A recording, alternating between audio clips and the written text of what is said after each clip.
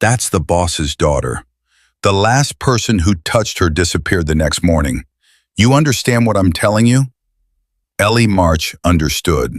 She moved the guard's arm out of the way and sat down on the cold marble floor anyway. 5 feet away, a 5-year-old girl with pale gold curls sat rocking in the center of the most expensive lobby in Chicago, humming to herself, arms locked around her knees, green eyes tracking every shadow like a child who had learned that the world was not safe and had decided the only protection left was to stay very small. Ellie reached into her cart, pulled out a bottle of dish soap, and blew one bubble into the air. Above them, behind one-way glass on the top floor, Cole Hargrove, the most feared man in Chicago, watched his daughter go still for the first time in 684 days. And his hands would not stop shaking. If this story has already reached your heart, please drop your city in the comments below. I want to see how far this story travels. And if you haven't subscribed yet, please subscribe now and stay with me until the very end. You will not want to miss what happens next. The clock on the lobby wall read 11:52 at night. Ellie March was supposed to be mopping the east corridor. She was supposed to be refilling the soap dispenser in the third-floor bathroom and emptying the trash bins near the elevator banks, and doing all the invisible work that buildings like Hargrove Tower required so that the people who worked inside them during the day never had to think about the state of the floors they walked on. That was what the night shift was for. That was what she was paid for. That was the entire agreement. Not this. She stood at the edge of the lobby with both hands gripping the handle of her cleaning cart, and she looked at the little girl on the floor, and everything inside her went very quiet in the particular way that only happens when the body recognizes something the mind hasn't had time to process yet. The girl was small, 5 years old maybe, pale gold curls, the kind that looked like someone had spent a great deal of time arranging them, but the child had undone all that work in the span of an afternoon. Thin arms wrapped tight around her knees, rocking, back and forth, a low, steady hum escaping her lips in a rhythm so consistent and so alone that it didn't sound like a child making noise. It sounded like a child trying to build a wall out of sound so the rest of the world could not get in. Her eyes were the thing, wide and green and moving constantly, tracking every shadow, every flicker of the fluorescent lights overhead, every footstep that came within 10 feet of her.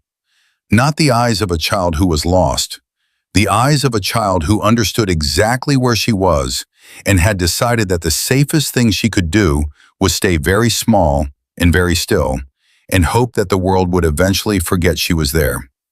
4 men in black stood around her at a distance of at least 10 feet each. None of them moved closer. A nanny in a pale uniform pressed her phone to her ear and whispered with the compressed urgency of someone who had already made 3 calls and was now making a 4th.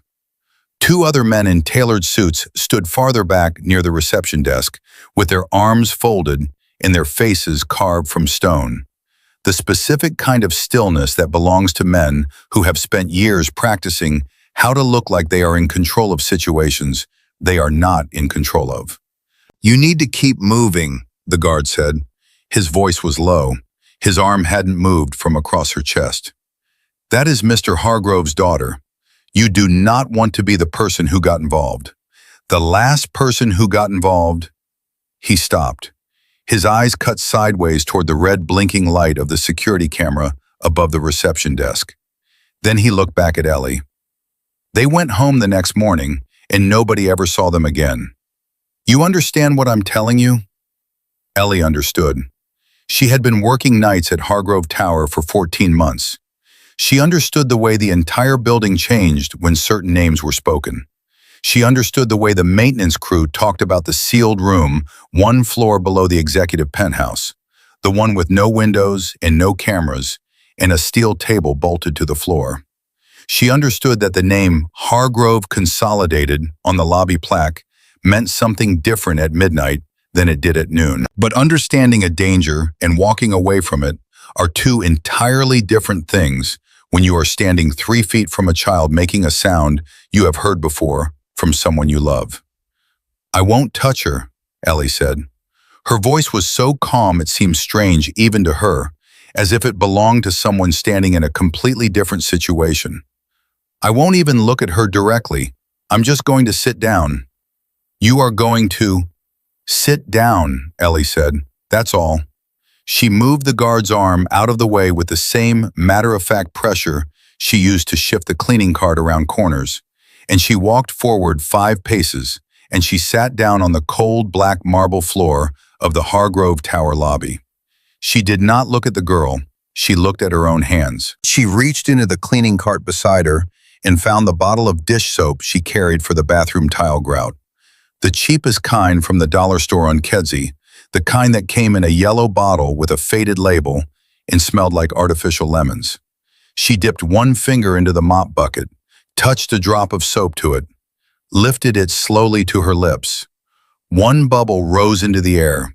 Fragile and shimmering in the chandelier light, it caught the glow and broke it into small, scattered pieces of color, pale and lazy and completely harmless. It drifted upward. A second bubble followed, then a third. The girl stopped rocking, not all at once, the way a spinning top slows.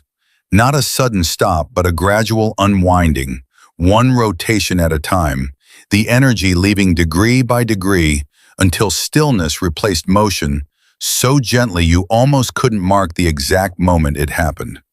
The humming went softer, softer again, then stopped entirely. Her frantic green eyes slowed their movement and fixed on the nearest bubble, a pale one drifting lazily toward the ceiling, like something that had decided it was in no particular hurry to arrive anywhere.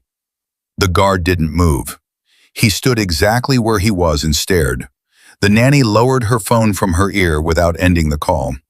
The 2 suited men looked at each other and then looked back at the floor. Not because they knew what to do with what they were seeing, but because they had no idea what to do with what they were seeing, and standing still seemed like the only reasonable option. 14 specialists. That was the number Ellie would learn later.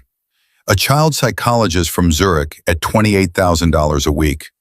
A behavioral therapist from Amsterdam. A neurologist from Johns Hopkins who had reportedly never failed a case in 22 years. All of them had failed this child. All 14. And now a woman in a faded gray janitor's uniform, with soap drying on her right index finger, was sitting cross-legged on the lobby floor, accomplishing what none of them had been able to buy. Stillness. Actual, genuine, voluntary stillness. The little girl watching a soap bubble drift toward the ceiling of a building worth more than every dollar Ellie March had ever earned in her entire life. Ellie kept blowing. One burst against the marble column near the reception desk. Another drifted lower and settled briefly against the girl's knee before dissolving without a sound. The way all bubbles end, not breaking but simply ceasing, there one moment and gone the next, without any drama at all. Ellie did not react. She did not look up. She did not smile or nod or make any of the encouraging sounds adults make when children do something they've been hoping for. The sounds that announce themselves and shatter the exact thing they were trying to nurture. She simply kept blowing, steady and unhurried, like it was the most natural thing in the world to be doing at 11:52 at night on the floor of a marble lobby. Above the lobby, on the top floor of Hargrove Tower, behind glass that showed everything and gave nothing back, a man stood watching. Cole Hargrove was 38 years old, dark blonde hair, gray eyes that most people described afterward as cold. A pale scar running along the right side of his jaw, starting just below his ear and ending at the corner of his chin. The mark left by a bullet that had grazed, instead of going through, 8 years ago because he had turned his head at exactly the right second for reasons he had never been able to adequately explain. He had stopped trying to explain it and started simply accepting it as evidence of something he didn't believe in, but couldn't dismiss. His right hand still held the phone he had silenced 4 minutes earlier.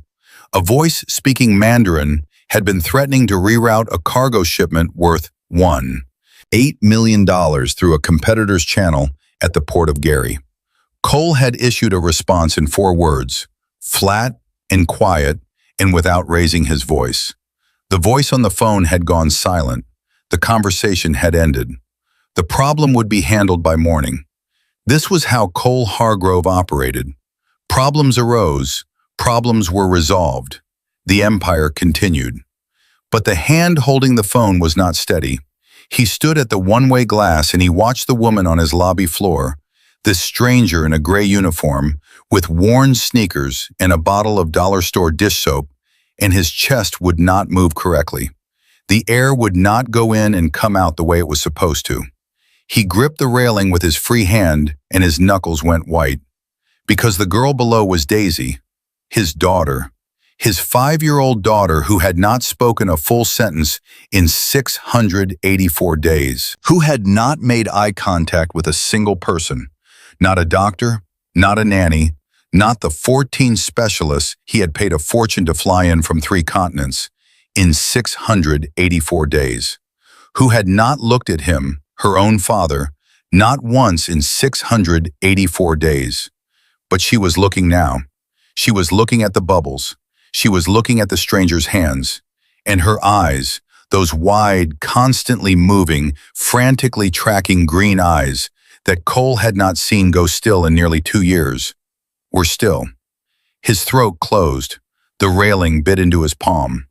He watched his daughter's eyes follow a soap bubble as it drifted toward the lobby ceiling. And something happened inside Cole Hargrove's chest that he could not name and would not have admitted to under ordinary circumstances. It felt like a fist unclenching. It felt like a door opening that he had assumed was permanently sealed. It felt, in the most embarrassing and accurate possible terms, like hope. He stepped into the elevator and pressed the lobby button. The doors closed around him. He stood in the small, bright space going down and thought about only one thing.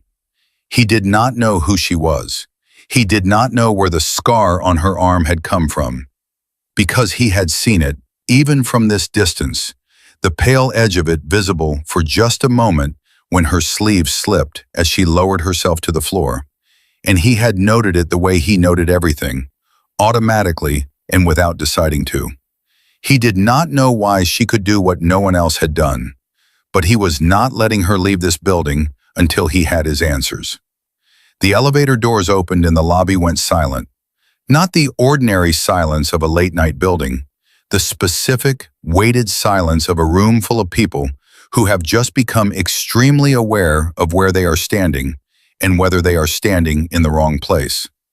The 4 guards straightened simultaneously, as if pulled by the same invisible string. The nanny stepped back and lowered her phone and folded her hands in front of her. The 2 suited men near the reception desk shifted their weight toward the wall. Ellie noticed all of it before she looked at the man stepping out of the elevator. She had been working nights in this building for 14 months, and she had learned to read the room the way she had learned to read every room she had ever been in. Quickly, thoroughly, with the specific attention of someone who has spent a significant portion of her life in situations where reading the room correctly was not a social skill, but a survival one. And this room, right now, was reading like prey. She looked at him. Dark blonde, broad-shouldered, jaw scar visible under the lobby lights. He was walking directly toward her with his eyes fixed on her, and not on any other person or thing in the lobby. Not on his daughter lying quietly on the marble, not on the nanny, or the guards, or the 2 suited men who had stepped aside without being asked. Just her. He stopped 6 feet in front of her and looked down, not with contempt, with the focused attention of someone performing a calculation. "Stand up," he said. "Come with me." His voice was not loud. It did not need to be loud. It had the particular quality of a voice that had given enough commands over enough years that loudness had become unnecessary. The way a river doesn't need to announce itself, its weight does the work. Ellie rose, not because she was afraid, though she understood clearly that she probably should be. She rose because of what she had seen behind the steel in his eyes for just a fraction of a second before the command. A fraction so brief, most people would have missed it. She had not missed it because she had been seeing that particular expression in mirrors for 22 years. The look of someone who is losing something and does not know how to hold on and is terrified to admit that they are trying. The elevator closed around the two of them. Ellie stood near the back wall with her hands still damp from the soap. Cole stood near the panel with his hands in his coat pockets and his eyes forward. Neither of them spoke until the doors opened on the top floor. The office was large enough to hold her entire apartment twice over with room left.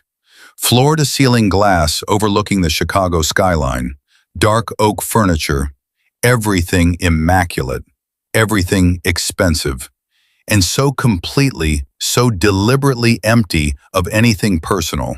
No photographs, no child's drawing taped to the wall, no birthday card propped on the desk, that Ellie felt a chill standing inside it that had nothing to do with the temperature. Cole stood behind his desk, with both hands braced against the polished wood, and looked at her as if he were trying to determine which parts she had been assembled from. "Who taught you that?" he said at last.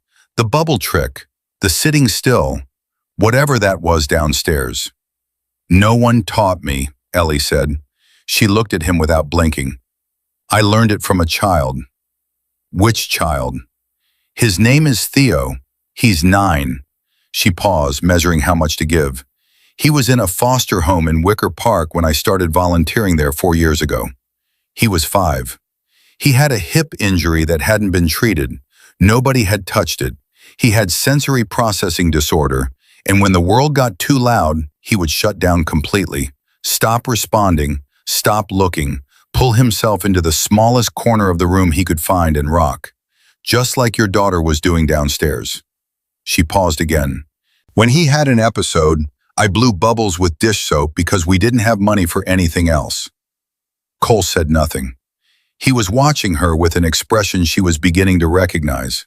Not blank, not cold, but the expression of a man who has learned to keep everything off his face as a professional practice and is currently finding it harder than usual. "I studied special education," Ellie continued, 2 years at UIC, then the money ran out. She did not say the rest of it. She did not say the rest of it to people she had known for years, let alone to a stranger behind an oak desk. But she watched his face while she spoke, and something shifted there, barely perceptible, the way ice shifts before it breaks. Cole straightened. "I want to hire you to work with my daughter, twice a week, more if the progress is there. The compensation will be significant." Ellie looked at him for a long moment. She looked at the barren desk, at the glass wall full of Chicago glittering below. Then she looked back at the man who had silenced the entire lobby by stepping off the elevator, and she said, carefully and without raising her voice, "The last time someone told me they were going to change my life, I lost 3 years to something I barely came back from. I don't need anyone to change my life, Mr. Hargrove. I just need them to stop trying to end it." The room settled into silence. Cole Hargrove, whose single phone call had just redirected $1.8 million of cargo in the middle of the Great Lakes, stood looking at a 28-year-old janitor with soap still drying on her hands, and she was refusing him. He did not know how to respond to that, not because he was unaccustomed to resistance. Resistance was something his world produced in enormous quantities, and he had learned long ago how to eliminate it. But this was not resistance. This was something else entirely. This was the kind of truth that belongs only to people who have survived things that were supposed to break them. And he recognized it immediately and completely because he had been looking at it in his own reflection for 25 years. She turned toward the door. "Do you know my daughter's name?" His voice came out lower. Not a command, something scraped clean of authority and left there on the oak floor between them. Ellie stopped walking. She did not turn around. "Daisy," she said softly. "I heard the nanny say it." Silence. Then Cole spoke again, and she heard in his voice the thing he had been holding for 684 days. The thing that money and power and 14 specialists could not touch.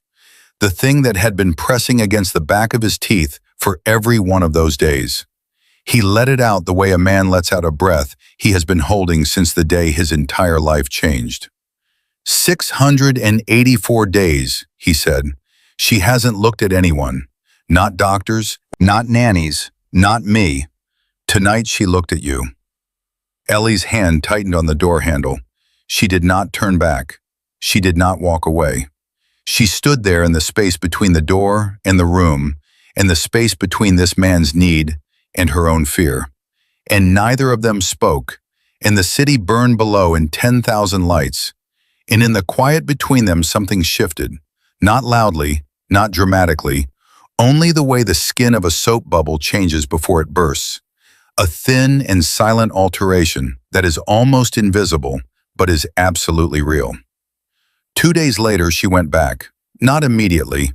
2 days in which she mopped floors and thought, and sat on the kitchen floor of her apartment in Logan Square, while Theo drew with his crayons and pretended not to be thinking about her answer when he was thinking about almost nothing else.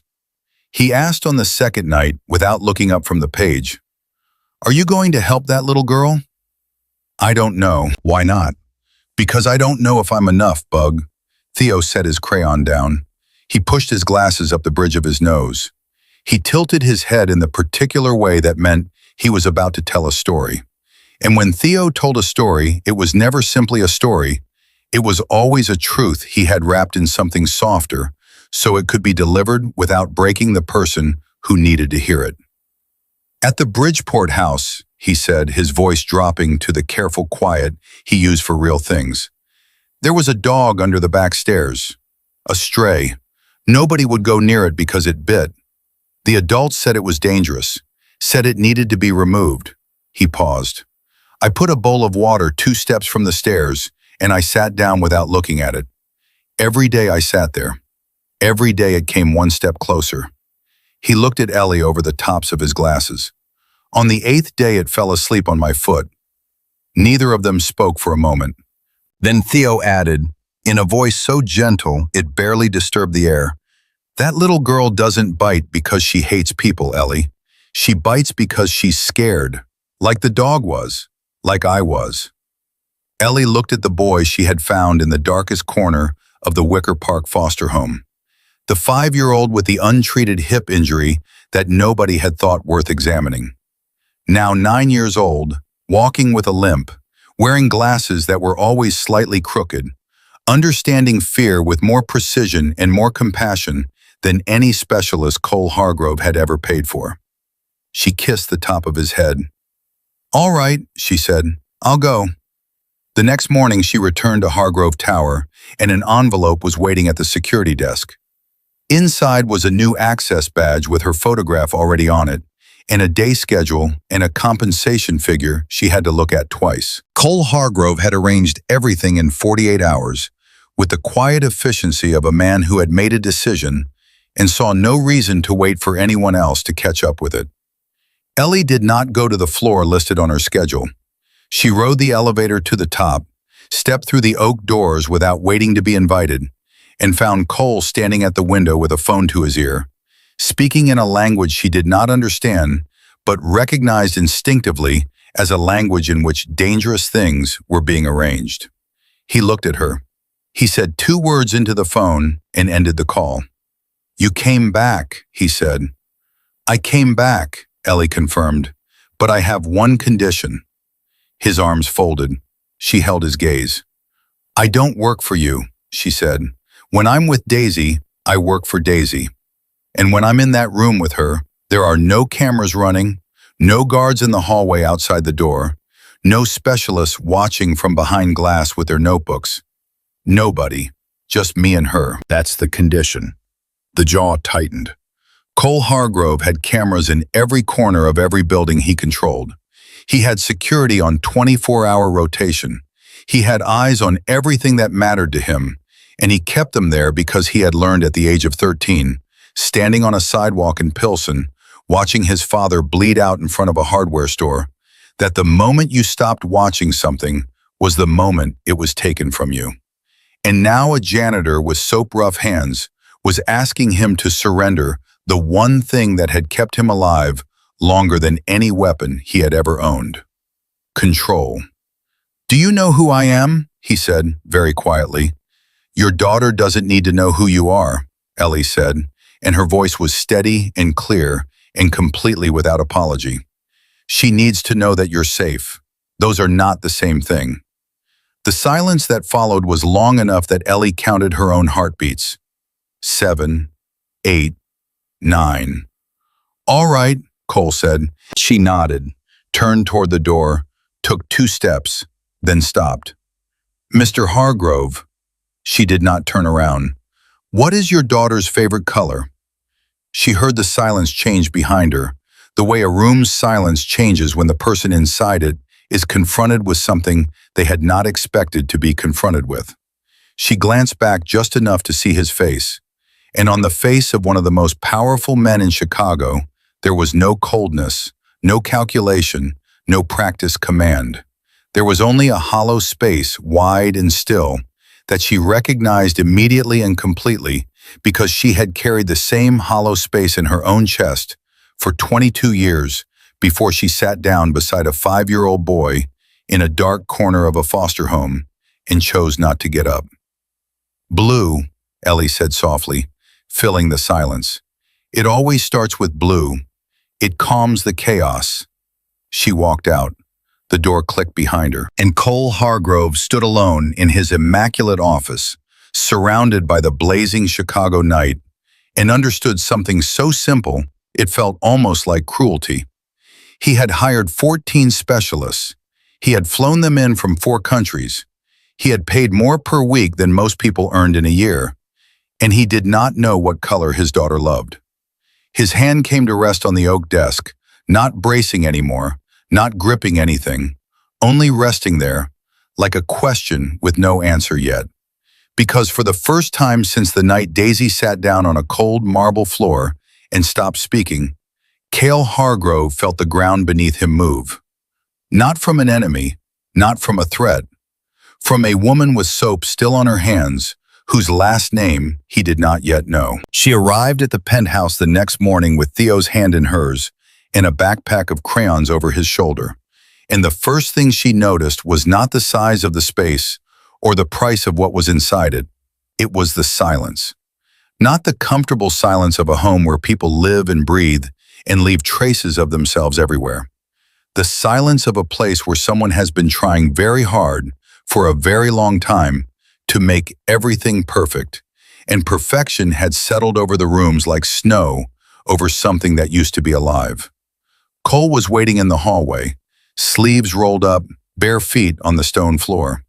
He looked at Ellie, then he looked down at Theo, at the limp, at the glasses too big for his face, at the backpack with the crayon zipper pull, and something in his expression shifted in a way he clearly hadn't planned for and wasn't sure how to close back up. "You brought a child," he said. "He's a bridge," Ellie said, and offered nothing further. Theo tipped his head all the way back to look at Cole, pushed his glasses up with one finger, and said in a voice barely above a whisper, "I'll be very quiet. You won't even know I'm here." Cole said nothing, but he didn't object. He turned and led them down the hallway and stopped in front of a half-open door.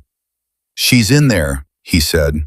Then he stepped back, and the way he stepped back, not to give them room, but because he could not make himself stay, told Ellie everything she needed to understand about how long he had been standing outside that door and what it had cost him every single time.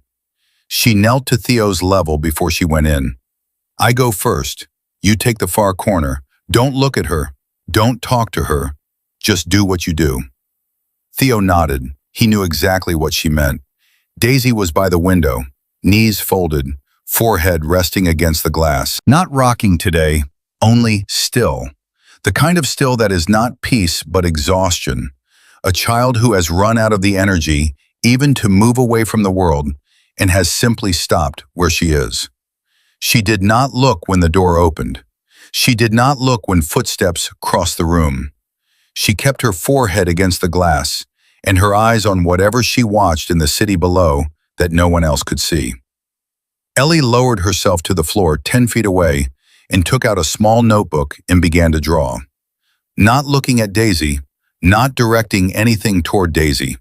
5 lines, a circle, and from the circle, bubbles rising, drawn slowly with the relaxed hand of someone who had nowhere else to be. Theo settled in the far corner with his back against the wall and his damaged hip folded close, and he began to talk. Not to anyone, just to the room, releasing his voice the way someone opens a window on the first warm day, not forcing it, only making the opening available. Once upon a time, he said, barely above breath, there was a princess who lived in a tower made of glass. The tower was very bright and very beautiful, but the glass swallowed every sound. The princess spoke and no one heard her. She waved and no one saw her. She could see everyone on the outside, but no one could see in. Daisy's forehead did not lift from the glass, but her shoulders dropped 1 millimeter. 1 millimeter that meant she was listening. Ellie kept drawing. Theo kept talking. Nobody asked Daisy for anything. Nobody looked at her. Nobody waited in the loud, pressuring way that adults wait for a child to perform the thing they need her to perform. The room held only the soft scratch of pencil on paper and the voice of a 9-year-old boy who understood from personal experience that silence was not emptiness, but a living thing that needed to be met on its own terms. 3 minutes. 5. 7. Then Daisy stood up. Ellie did not look up. She heard the small feet on the floor, and she pressed her pencil harder against the page and focused on the curve of a bubble she was drawing and told her own heartbeat to settle, because hearts that pound too loudly frighten children who are already listening for danger. Daisy crossed the room. She stopped beside Ellie.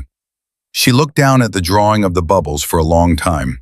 Then she picked it up, held it, looked at it from a different angle, the way a person looks at something they recognize but cannot yet name. Then she walked to Theo and stood beside him. Theo did not stop his story. He did not look at her. He simply shifted his weight slightly to one side, a fraction of an inch, as if making room, and kept talking. And Daisy sat down between them, not beside Ellie, not beside Theo, exactly between them, as if she had measured the space and found the precise center of it and decided that the center was the safest point. Outside the door, Cole Hargrove pressed one hand over his mouth. His eyes were wide and wet, and he was not breathing, and he didn't care. His daughter had chosen to sit beside someone, by herself, not because a doctor had constructed a protocol for it, not because a specialist had engineered the conditions, because a limping boy with a story and a woman with a notebook had sat down on her floor and demanded nothing, and she had come to them. He stood there against the wall of his own hallway and shook. 15 minutes later, Ellie came out and pulled the door almost closed, leaving Theo inside still spinning his fairy tale in the dim and quiet room. Cole was waiting, arms crossed, but differently than before. Less armor, more uncertainty. The kind of posture that belongs to someone who has just seen something they had stopped believing was possible, and have not yet decided what to do with the fact that they were wrong to stop believing. She drew with you, he said, needing to hear himself say it. She sat with us, Ellie corrected gently. She started the conversation. We just made it safe for her to start it. Cole frowned. She didn't say a word. Ellie looked at him for a moment. Speaking and communicating are not the same thing, Mr. Hargrove. He had nothing to say to that, which Ellie was beginning to understand was a state Cole Hargrove visited very rarely and found extremely uncomfortable. By the second week, the plaid blanket came. It was old and faded, blue and green plaid, the kind Ellie had carried through 3 apartments, in a shelter, and a closet-sized room in Wicker Park, because it was the only thing she owned that smelled like continuity. She spread it on the floor of Daisy's room, and Theo arranged the food the way they had practiced the night before. Grapes halved, small cubes of cheese, plain crackers, everything bite-sized and soft and cool. Nothing that would overwhelm a system already managing more sensory input than it had been built to handle. Daisy looked at the blanket from her corner for 11 minutes before she moved toward it. Ellie counted. Not because she was tracking progress. She wasn't. She had learned long ago that tracked progress was a thing adults needed and children didn't. But because she was aware of exactly how long it took Daisy to decide that the blanket was not a trap. 11 minutes. Then she sat down on the edge of it, at the furthest corner from anyone else, and picked up a blue crayon. Cole watched from the doorway. He had started watching from the doorway every day. Ellie knew he was there. She never acknowledged it, but she watched him in her peripheral vision, the way she had always watched adults in the rooms she inhabited, carefully, without appearing to, because knowing where the adults were and what they were feeling had been a survival skill since she was 6 years old.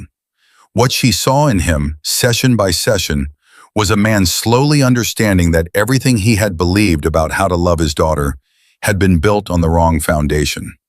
He had believed love was expressed through solving, through hiring, through removing every obstacle and every irritant and every source of pain. He had built a soundproof room for the noise sensitivity. He had banned high heels when he realized the click of them on marble sent Daisy into a panic, because those heels had been the last sound she heard before her mother's suitcase rolled out the door and the world went silent. He had done all of it, quietly, without asking for recognition, without anyone knowing, and none of it had been wrong, but none of it had been enough, because he had been changing the environment instead of changing himself. He was beginning to understand, slowly, painfully, in the way that real understanding always comes, not like a light turning on, but like a window being wiped clean, one slow streak at a time. On the third week, Daisy picked up the red crayon. It was a Tuesday afternoon, Debussy playing low from the small Bluetooth speaker Ellie had placed at the edge of the blanket, and Theo was in the middle of the part where the glass princess discovers the crack in the tower wall. Daisy had been coloring. Blue, she always started with blue, sometimes yellow, occasionally a cautious orange, and then her hand moved to the red. She drew 3 figures, the first small with glasses, the second taller with long blonde hair, the third tallest with a line along the jaw in exactly the right place. She colored the third figure's shirt red. Cole stepped into the room before he realized he was doing it. His feet moved ahead of his decision. He stopped 2 steps from the blanket and looked at the drawing, and his voice came out stripped of everything it usually carried. "Red," he said. "That used to be her mother's favorite color." The crayon stopped moving. The room stopped breathing. Theo's story hung suspended in the air, incomplete, the glass princess frozen mid-step in her tower. Daisy did not look up immediately. She sat with the red crayon resting between her fingers, and the drawing between her hands, and the weight of something enormous pressing against the inside of a silence she had maintained for 684 days. Then she lifted her head. She looked at her father, directly at him, eyes steady and green and completely, devastatingly present. And in a voice smaller than anything Ellie had ever heard come from a human being, softer than a soap bubble touching a knee and dissolving without sound, Daisy Hargrove said 2 words. "Still is." Cole's legs stopped working. The back of them caught the edge of the bed and he went down, not gradually, just down, one hand covering his mouth, breath leaving him in a single, long tremor, like a string under too much tension finally releasing. His eyes were wide and bright, and the tears did not fall but sat at the rim of them, caught there, as if even his body wasn't sure he had permission to let them go.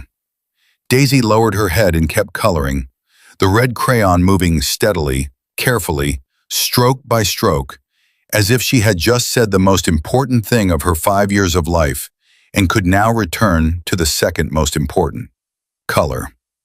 Ellie did not move. Theo reached under the blanket and found her hand and squeezed it, and she squeezed back because neither of them could speak. Not because they were sad, because they were watching a child who had carried her mother's favorite color inside herself through 684 days of silence, like a candle cupped against wind, and she had kept it burning the entire time. Still is. 2 words holding nearly 2 years of waiting in them. 2 words that 14 specialists, $300,000, and 4 countries had not been able to reach. That night, Cole handed Ellie a cup of tea in the hallway and stood beside her in the quiet and said, without looking at her, "In my world, silence usually means someone is about to die." He paused. Today, her silence meant someone was about to live. Ellie held the cup with both hands. She looked at him, at the jaw scar, at the careful stillness he wore like a second skin, at the red in his eyes he had not allowed to become tears. "You sat on the floor today," she said. "You didn't wait to be invited. You just walked in and sat down. I've been watching you do it for 3 weeks. How did it feel?" He was quiet for a long moment. "Like the most terrifying thing I've done in 15 years. She almost smiled.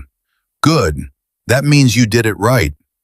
He looked at her then, with an expression she hadn't seen on his face before. Not the calculated assessment, not the cold command, not the carefully managed vulnerability of the hallway moments. Something more direct than any of those. Something that looked, if she had to name it, like respect. The specific, earned kind that cannot be manufactured or purchased. The kind that comes only from watching someone do something difficult and do it right. "Who are you?" he asked. Not rhetorically, not as an investigation, just a man asking a real question because he wanted the real answer. Ellie looked at her tea. "I'm the person who stayed," she said. "That's all." She meant it as a complete answer.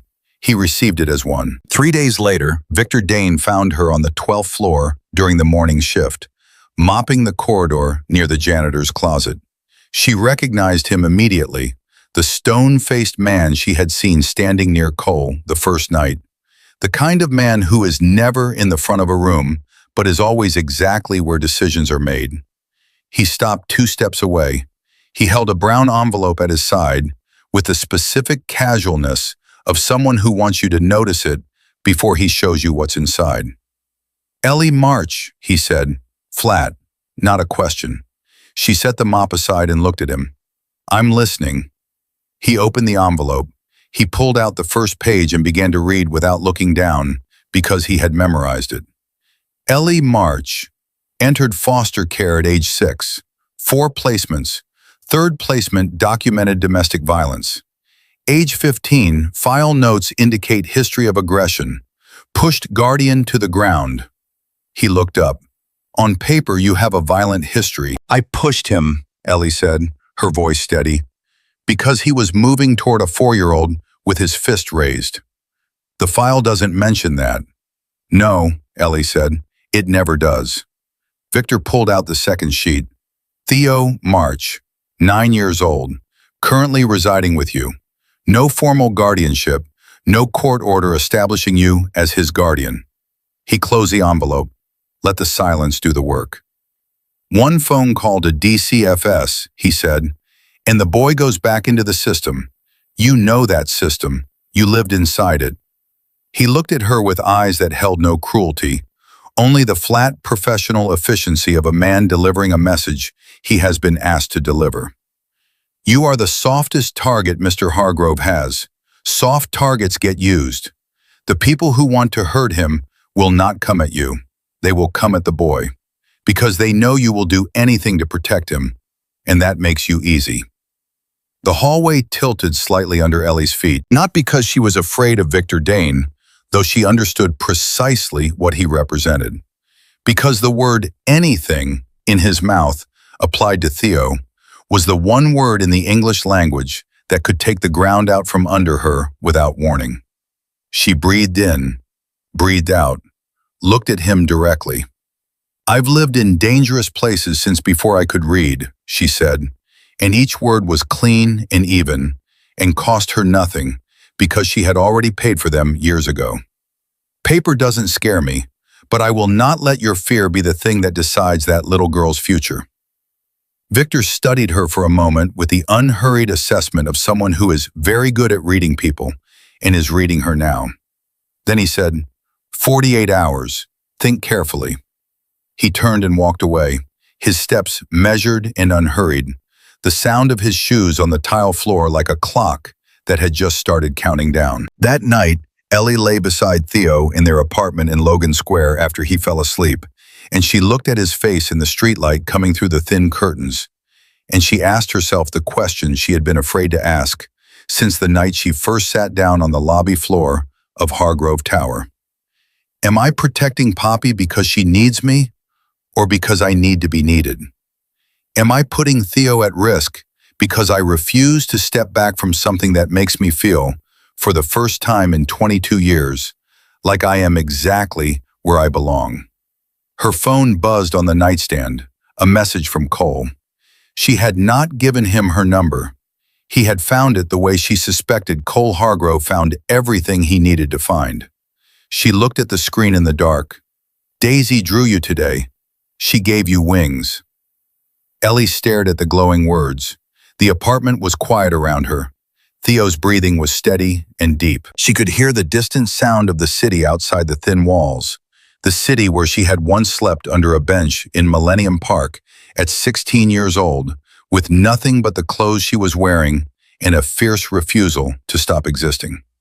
And she cried, silently, the tears coming sideways into the pillow, the way they always did when she finally allowed them, because she had learned very young to cry in directions where no one could see.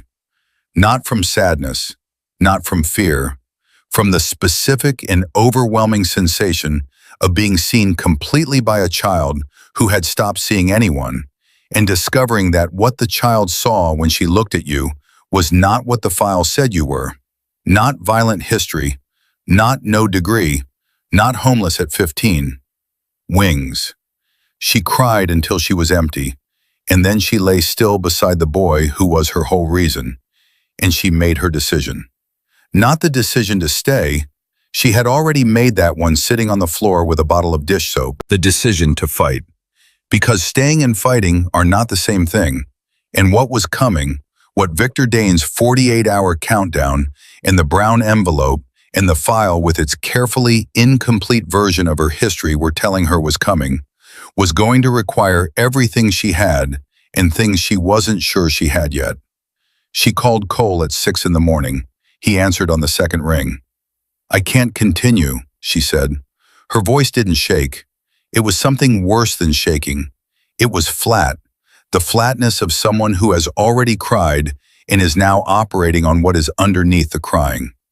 I don't have credentials. I don't have family. On paper, I have a violent history, and I don't have legal guardianship of the child I've been raising for 4 years. One phone call, Mr. Hargrove. That's all it takes, and Theo goes back into the system. Silence. Then Cole said quietly, Victor met with you. Don't blame him. He's right. I'm the weak point. The first bullet won't be aimed at me. It'll be aimed at Theo. I can't. Her voice almost broke. She steadied it. I don't deserve to be near Daisy, not because I don't want to be there, because I'm not safe to be there. Ellie, she ended the call before he could finish, because if he said one more word, she would change her mind, and she did not have the right to change her mind when the cost of it could be Theo. The penthouse that morning was silent in a way Cole had not heard since the night Daisy stopped speaking. He stood in the hallway outside her room and listened. The Bluetooth speaker was dark. The plaid blanket was gone. The crayons were untouched on the floor. And in the furthest corner of the room, Daisy sat with her knees pulled to her chest, rocking, the low, steady hum starting again from the back of her throat, as if the last 3 weeks had been a dream she had woken from and found herself exactly where she had always been, exactly as alone. The nanny tried to enter. Daisy covered her ears and turned her face to the wall. Cole dismissed the nanny. He stood in the doorway for a moment, and then he did something he had not done without Ellie or Theo there to show him the way. He walked into the room. He sat down on the cold floor 3 yards from his daughter. No story, no crayons, No bubbles, no specialist protocol, just himself, on the floor, staying. He did not speak. When he tried to say her name, she pressed her hands over her ears. So he stopped saying her name. He stopped saying anything. He sat. 5 minutes. 10. 20. His knees ached. His back stiffened. He didn't move. 30 minutes. 45. Daisy lowered her hands. The rocking slowed. The humming faded. She turned her head and looked at her father. Not through him. At him. And in her eyes was something Cole had never seen aimed in his direction in her entire 5 years of life. The thing Ellie had been building towards since the first night on the lobby floor, brick by soap bubble, session by session, morning by morning. Trust. Daisy stood, small, careful steps. She crossed the room to him and leaned her head against his shoulder. The first time, in her entire life, the very first time she had ever come to him. Cole did not move. He did not raise his arms. He did not breathe. He sat exactly as still as Ellie had taught him to sit, because any motion might shatter something more fragile than anything he had ever held. Her dark gold curls brushed his jaw. Her small warmth pressed through his shirt. And Cale Hargrove, who had ordered retaliation in 4 quiet words and never flinched from a bullet, and had not cried at his father's funeral because he had understood even then that crying in public was a form of confession, wept. Silent and hot, the tears going down his face and onto his shoulder. More of them than he knew he had. More than 15 years of everything he had locked away and labeled irrelevant to the operation. He held his daughter with his arms at his sides and his eyes closed, and he wept, and the only sound in the room was her breathing. That night he knocked on her door in Logan Square.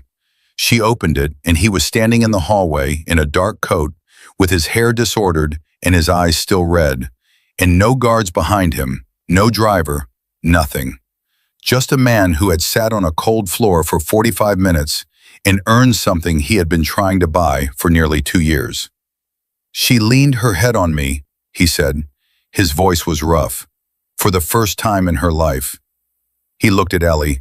You taught me how to sit down. You taught me how to stay quiet long enough that she believed I wasn't going to disappear. His jaw tightened. And now you want to leave. I'm afraid of losing Theo, Ellie said. You of all people should understand what that means. I do, he said. Better than you think. And then, I will fix the guardianship. Legally, cleanly, tomorrow morning. The best attorney I know, not the kind I usually use, the kind judges trust and juries believe. Why? Ellie asked, and her voice broke on the word, just slightly, just enough. Cole looked at her for a long moment. Because for the first time in my life, he said, I want to protect someone without violence. Ellie looked at him, at the red in his eyes, at the way he stood in her Logan Square hallway, without his armor, without his power, with nothing but a promise and the evidence of a man trying to become something he had not been raised to be. She did not say yes. She opened the door wider, and he understood. The attorney's name was David Kowalski, and he operated out of a plain office on Michigan Avenue with no brass nameplate and no receptionist, just a buzzer on a plain door, and a reputation among judges that Cole Hargrove had spent 15 years quietly cultivating for exactly this kind of moment. Cole called him at 7 in the morning. By noon, Kowalski had the paperwork drafted.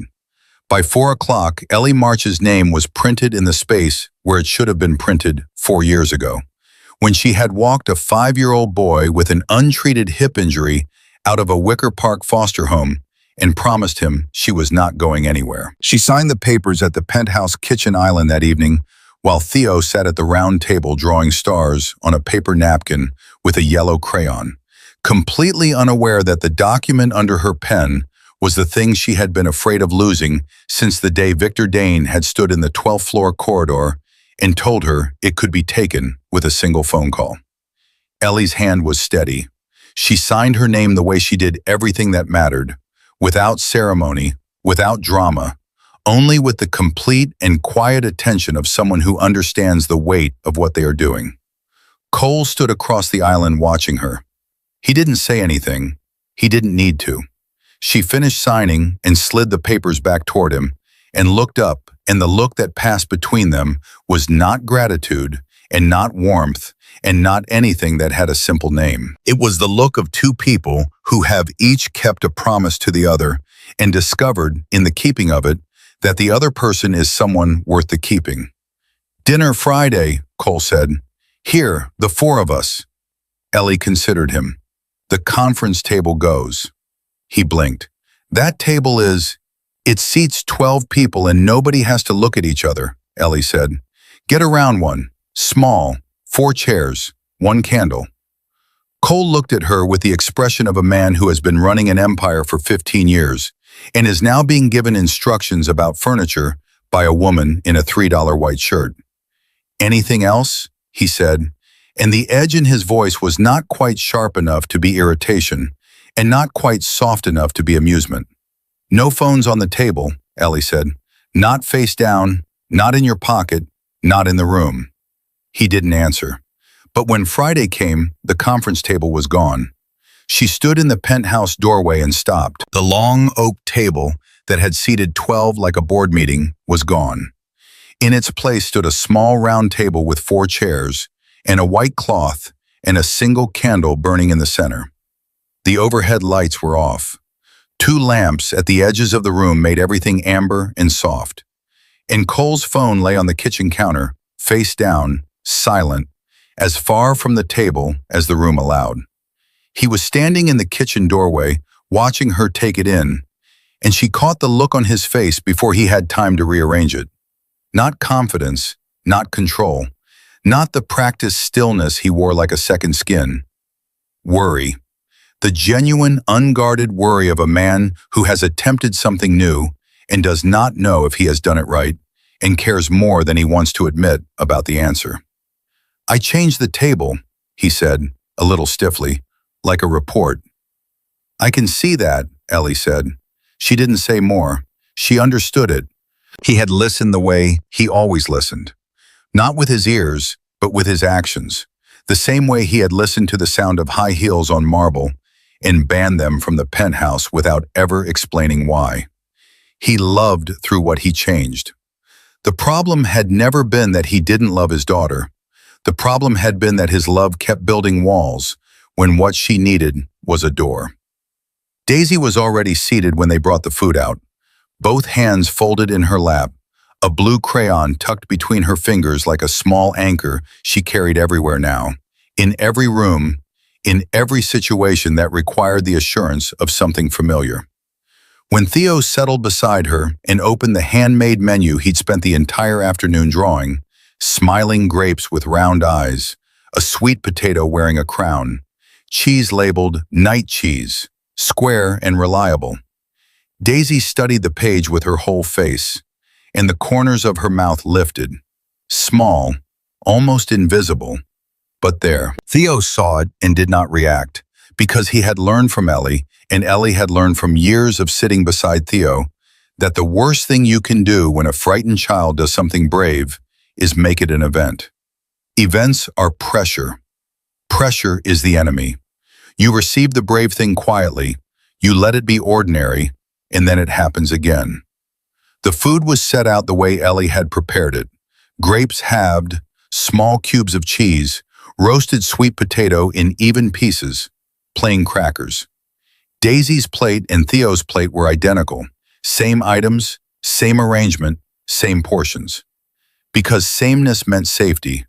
Sameness meant one less decision for a sensory system already managing too much. The candle flickered.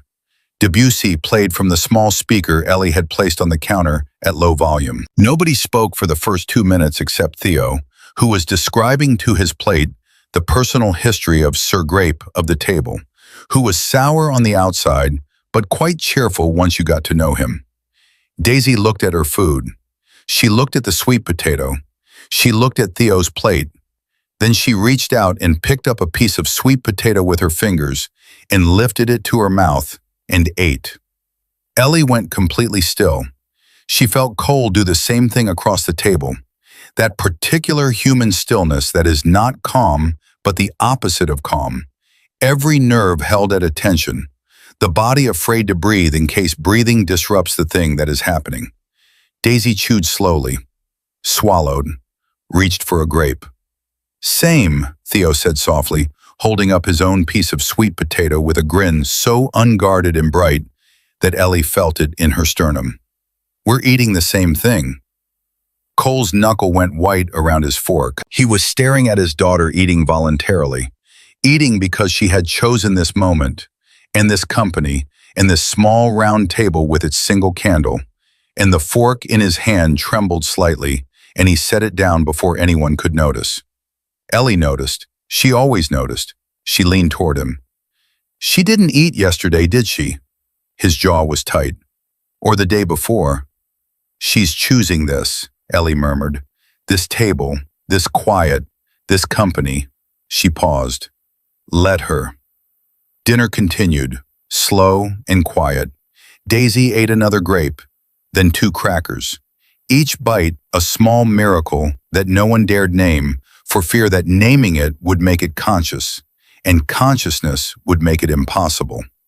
At the end of the meal, Daisy set her blue crayon down on the table. She reached out and touched Theo's hand with 2 fingers, not grasping it, just touching it, the way someone touches a surface to verify that it is real. Cole made a sound, not loud, the smallest involuntary sound, somewhere between a breath and a word that didn't make it all the way out. Ellie put her palm up toward him under the table. Don't move. Don't react. Let it be. Daisy looked at Theo, then at Ellie. Then she turned and looked directly at Cole and she said, clearly and gently and beautifully, 1 single word. Blue. Cole dropped his fork. The metal hit the marble and rang out in the silence like a bell struck at the end of a long service. Nobody moved. Theo looked at Daisy, then at Ellie. Then he whispered with the quiet certainty of a 9-year-old who has spent his entire life learning to understand what words cannot carry. She speaks in colors. That's how she feels safe. Cole stared at his daughter. His chair scraped back. He stood, walked to the counter, picked up the blue crayon Daisy had set down, and took a paper napkin from the stack near the sink. And with the same hands that had gripped a phone 4 weeks ago and issued retaliation in 4 flat words, Cole Hargrove drew a blue bubble on the napkin. Crooked, misshapen, the kind of circle that a 5-year-old might draw on a first attempt, and a man who had not drawn anything in 30 years absolutely would. Theo bit his lip to keep from laughing. Ellie pressed her hand over her mouth. Cole placed the napkin in front of Daisy without a word. She looked at it. She tilted her head. She studied her father's terrible, clumsy, completely earnest attempt at a bubble for a long time. Then she picked up the crayon, leaned over the napkin, and drew another bubble beside his. Rounder, smoother, better in every technical respect, but beside his. For the first time in 684 days, Daisy Hargrove had responded directly to her father. Not through a specialist, not through a protocol, not through one-way glass or notebooks or $28,000 a week observation sessions. With a crayon on a napkin, at a round table with a candle, beside a limping boy who was grinning, and a woman whose hands were still rough from years of soap and mop handles. Cole sat back down. His eyes were red at the rim again, the tears that never quite fell but were always there, hovering. Ellie looked at him and said nothing, because there was nothing to say that the moment had not already said better. After dinner, while Theo and Daisy moved to the living room and Ellie washed dishes, Cole stood beside her and dried them. No words, just drying. The 2 of them at a kitchen sink in one of the most expensive addresses in Chicago, doing the most ordinary thing 2 people can do together. Then Daisy looked up from her drawing, looked at the 4 figures in the room, the candle, the round table, the no phone screens, and said 2 words into the quiet with a clarity and a certainty that stopped every sound in the room. Dinner again. Cole stopped drying. Ellie stopped washing. Theo looked up and beamed. Daisy looked at Theo. Next Friday? Next Friday, Theo confirmed, as if this were the most natural social arrangement in the world. As if 5-year-old girls who had not spoken in nearly 2 years issued dinner invitations every day. And that penthouse, which had been cold for so long that Ellie had felt the chill of it in her bones the first time she stepped inside, carried for the first time the one thing no amount of money could install and no specialist could manufacture. The scent of a home that had decided to become one. The cream-colored envelope arrived on a Monday morning. Embossed seal, expensive paper, the kind that announces itself before you open it. Cole picked it up from the kitchen island, read the sender's name, and set it back down. He stood there for 30 seconds not touching it, which Ellie, who had arrived early that morning and was in the hallway, understood was the equivalent of any other man's hands shaking. He opened it. Read it once. Set it down flat on the marble. Lydia Voss. Emergency petition for full custody of Daisy Hargrove. Grounds. The father had exposed the child to an unqualified individual of unclear background and documented history of violence. The living environment was unsuitable. The child's well-being was at risk. Cole's first instinct, Ellie could see it from the doorway, was not to call his attorney. It was to grip the edge of the marble counter until his knuckles went white, his jaw locking hard, the darkness coming back behind his eyes. The darkness she had watched retreating week by week, now rushing back like water through a door that had been cracked open. Victor appeared in the kitchen without being summoned, which meant he had already known this was coming. He looked at Cole. He looked at the papers. He said, "Do not handle this the way you handle Marchetti." "She disappeared for 31 months, Cole said. His voice was very level, very flat. Not one call, not $1, not one letter. And now she hears the girl is doing better and she—" "Her lawyer will use Ellie," Victor said. "The foster record, the guardianship that only just became legal. The fact that she was living inside this penthouse without any formal arrangement." He paused.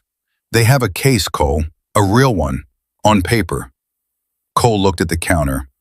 "On paper," he said with a bitterness that turned the word into something harder than it was. "Seems to be where all the worst things about people get written." Ellie walked out of the hallway. Both men looked at her. She had heard every word, and she was not going to pretend otherwise, because pretending had never been a skill she had time to develop. "I'll handle my part," she said. "You handle yours. But whatever you're thinking of doing to Lydia or her lawyer right now," she looked at Cole directly, the way she had looked at him the very first time, the way she had looked at him in the lobby when every other person in the room was looking at the floor. "Don't. Daisy is watching. Even when she seems not to be, she is watching everything." Cole's jaw tightened. He looked at the envelope, then he nodded. Short and hard, but real. What came next arrived not in an envelope, but in a cardboard box. Small, delivered on a Wednesday morning through 3 layers of security without a single camera catching who left it at the penthouse door. Victor brought it to the sealed room, and when Cole opened the lid and saw what was inside, the room went very quiet in a way that had nothing to do with sound. A doll, pale gold curls, large green eyes painted on a ceramic face, white dress, around its neck a blue ribbon tied in a careful bow. The curls looked exactly like Daisy's. The blue ribbon was Daisy's color. Everyone in Cole's world knew that now. It had been in the papers, in the background of a photograph taken through a fence with a long lens that had been sold to a tabloid for a figure that made Ellie's annual salary look like pocket change. Victor set the box on the steel table. "Marchetti," he said. "No note. He doesn't need one. The message is the ribbon. He knows what blue means. He's telling you he knows everything." He looked at Cole. "He can reach her whenever he decides to." The sealed room held a silence of a specific quality, the quality of a threat received by a man who has spent 15 years making threats and understands their grammar better than anyone. "Leave her," Victor said. He meant Ellie. His voice was not cruel, only tired in the way of a man delivering a warning for the third time. The cleanest protection is distance. She goes back to night shifts and she lives her life, and none of this follows her. I said leave her alone, Victor. I know what you said. I'm telling you what the situation requires. Cole looked at the doll, at the blue ribbon, at the color his daughter used to say, safe, now tied around the neck of a threat delivered to his front door. His hand tightened slowly, finger by finger, until his knuckles were completely white and the edge of the table had left a red mark across his palm. Call Marchetti, he said. Victor went still. For what? I'm giving up the Gary Port route.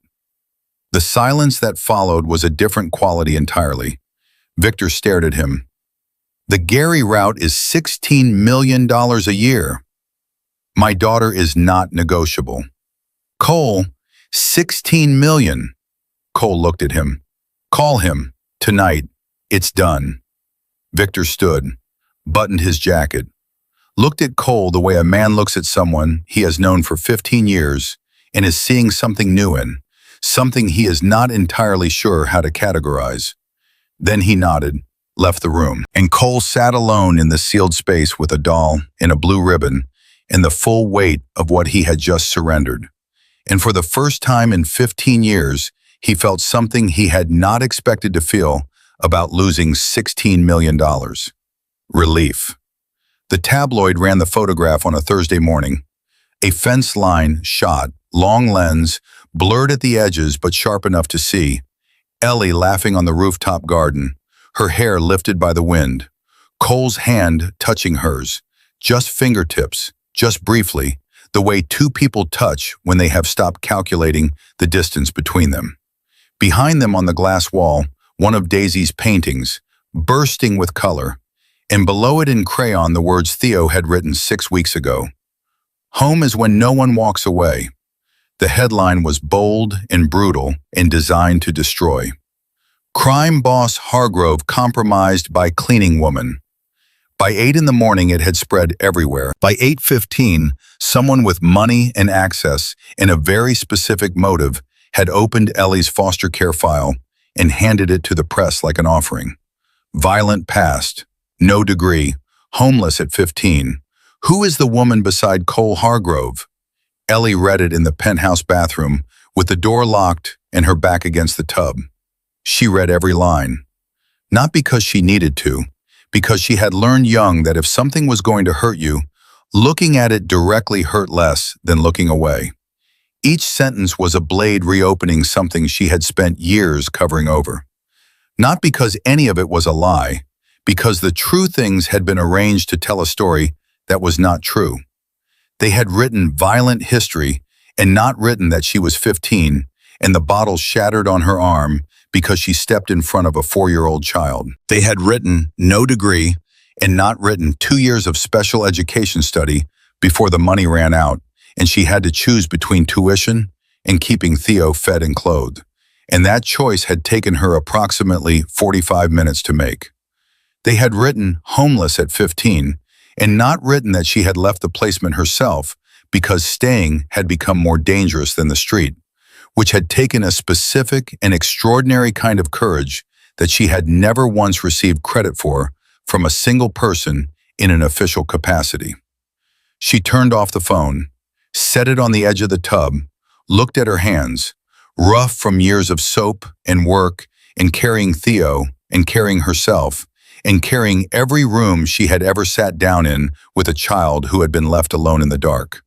She opened the bathroom door. Theo was on the sofa.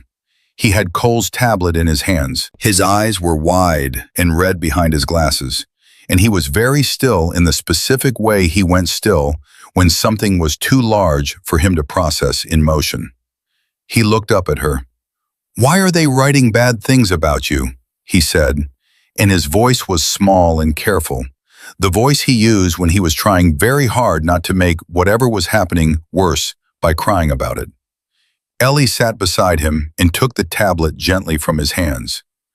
"Because sometimes people get scared of things they don't understand, Bug." She put her arm around him. They see the file, they don't see the person. But you're good, he said, with the absolute flat certainty of a child who has no patience for the gap between what something is and what it is called. You're the best person I know. I know you think so. It's not what I think. His voice cracked slightly. It's what's true. She held him while he cried. He cried quietly, the way he always had, tears soaking into the shoulder of the $3 white shirt that the entire city of Chicago now knew had cost $3.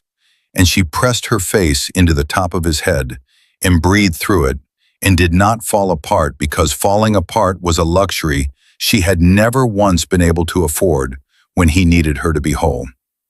Downstairs in the sealed room, Cole was boiling.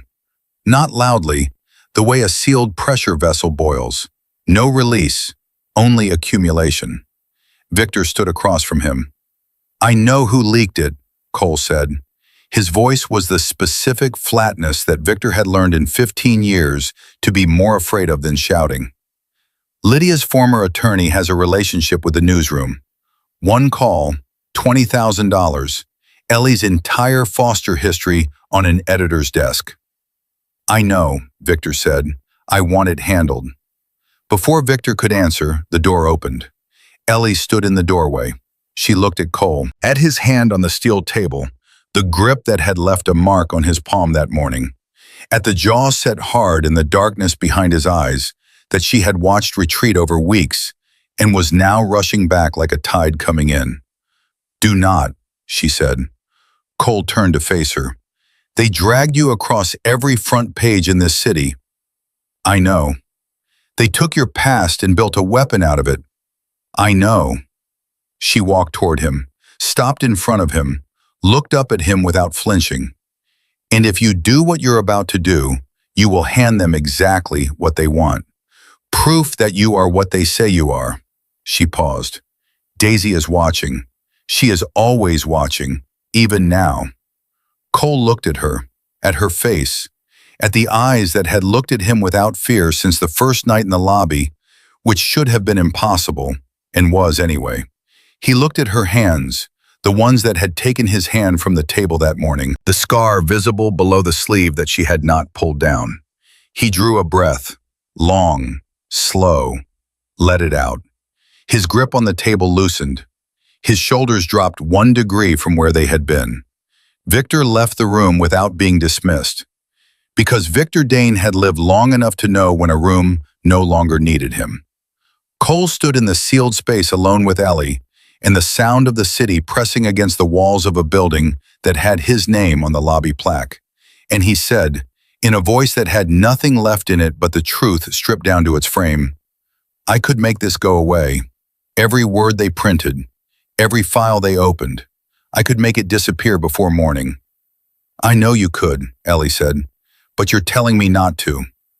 I'm telling you, she said carefully, that the moment you make it disappear is the moment you prove every word they wrote about you. And Daisy will grow up knowing that her father's love was expressed through making things disappear.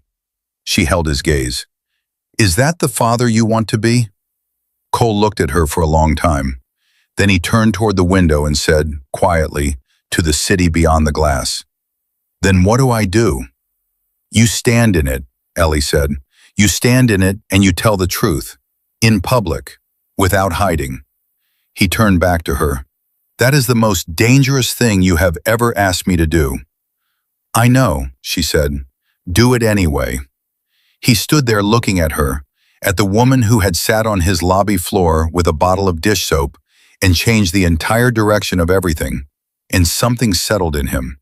Not peace exactly, not certainty, but the specific steadiness of a man who has made a decision he cannot take back, and has decided to stop being afraid of that.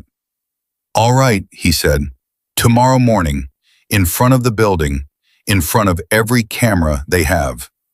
Ellie nodded. I don't do speeches, he said. You don't need one, she said. You just need the truth. You've had it this whole time. He looked at her one more time with that expression she had been seeing more frequently. Not the cold assessment, not the command, not the careful vulnerability, Something simpler and harder than any of those. The expression of a man who is becoming, slowly and at significant personal cost, someone his daughter might one day describe with pride. He picked up his phone, dialed, and began to arrange the thing that would terrify him more than any enemy he had ever faced.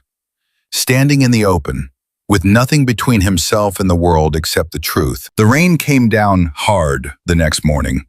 Not gentle rain, November rain in Chicago, the kind that comes in sideways off the lake and soaks through everything in 30 seconds and makes the city feel like it is trying to push people back inside where they belong.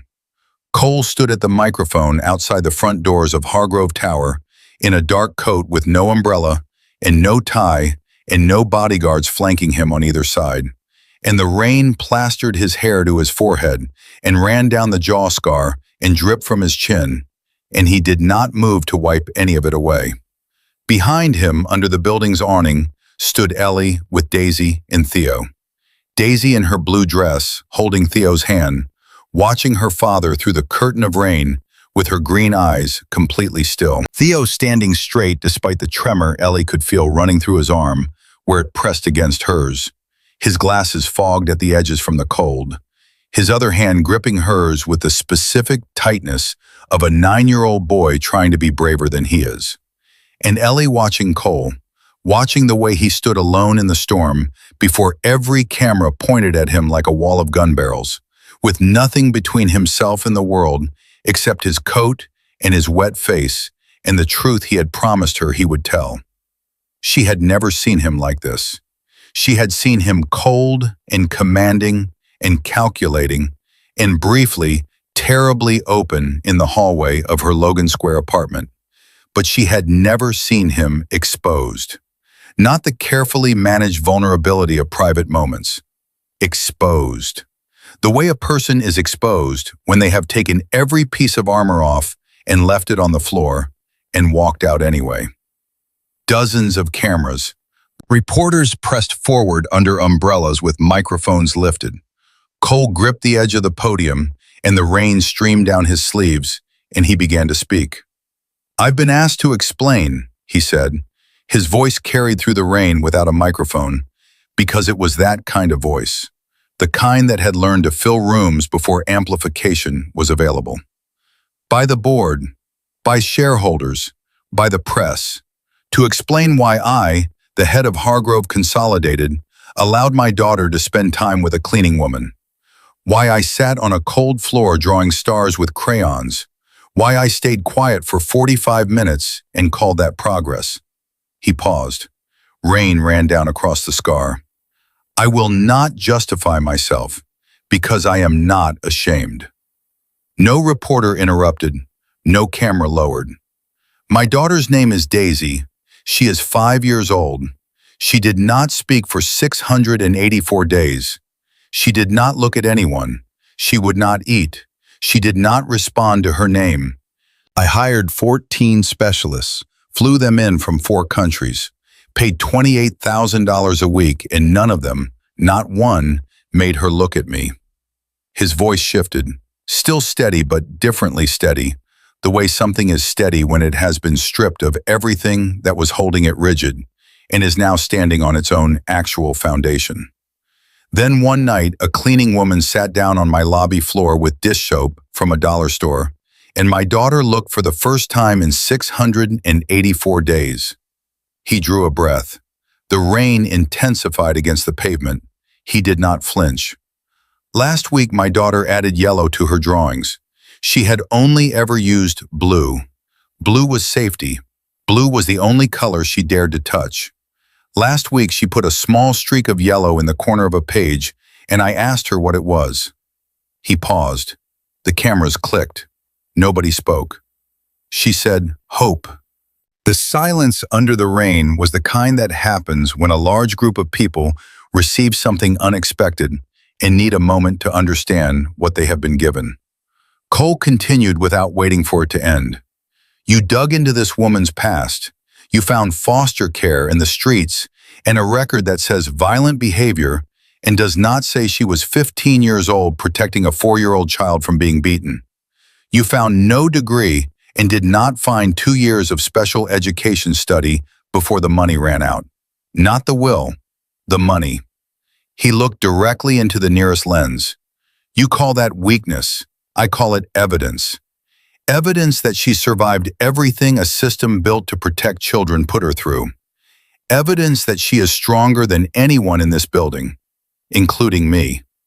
He released the podium, stood straight, rain running down his face unchecked. She is not my employee. She is not my consultant. She is not a specialist I hired. He looked at the cameras with his wet face and his jaw scar, and his 15 years of empire behind him, and said the only thing that mattered, in the only voice he had left. She is family. He stepped away from the podium without taking questions, without turning back, and walked through the rain toward Ellie and the children under the awning. Water streamed from his coat. He stopped in front of them, and Daisy reached out her small hand and took his wet one and held it without hesitation. And Cole looked down at his daughter's hand in his and closed his eyes for exactly 2 seconds. Theo looked up at him with his fog glasses and his gap-toothed grin and said, "You got very wet." "I noticed," Cole said, and the thing that moved across his face was not a performance of a smile. It was the real thing, brief and startled and completely unguarded, the expression of a man who has been surprised by something small and good in the middle of something large and difficult, and doesn't know yet that those small, good things are the whole point. The video spread within hours, not like the tabloid article. That had spread like fire, fast and consuming and designed to destroy. This spread like water, finding every crack and filling it quietly. Comments accumulated in the thousands before noon. He said what no executive would dare say. "First time I've seen a man with that much power admit a cleaning woman is stronger than he is." I watched this with my nonverbal son, and we both felt seen for the first time. The line about scars from childhood broke something open in me that I didn't know was closed. Ellie didn't read the comments. She had Theo's guardianship papers in her bag and a court date in 8 days. And a woman named Lydia Voss, who had filed for emergency custody of a child she had not called in 31 months. And she had very little attention left over for what strangers on the internet were feeling. She encountered Lydia for the first time, not in a courtroom, but in the lobby of Hargrove Tower on the morning after Cole's statement. Stepping off the elevator to find a woman standing in the center of the marble floor, like she was trying to remember whether she had the right to be there. Honey blonde hair, expensive coat, heels. Ellie registered the heels before she registered the face. The sharp rhythm of them against the marble sent a chill through her that had nothing to do with the November cold, because it was the sound Poppy had flinched from every single day.